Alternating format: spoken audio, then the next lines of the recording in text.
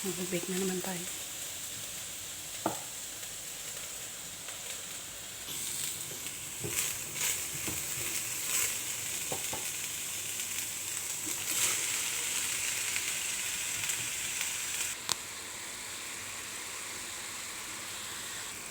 Lagyan tayo ng rice mo.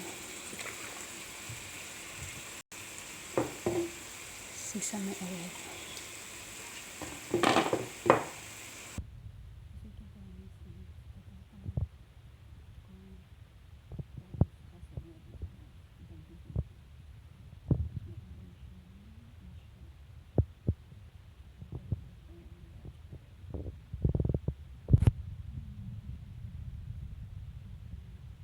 Ito yung ating lalagay natin dito yung kanin.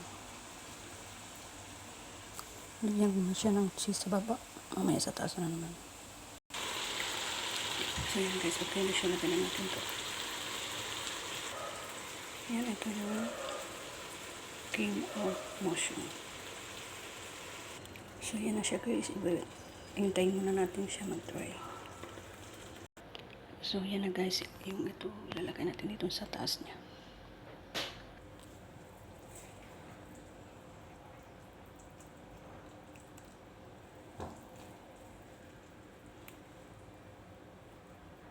Ayan na siya guys, oh. Maglalagay na tayo ng cheese sa taas.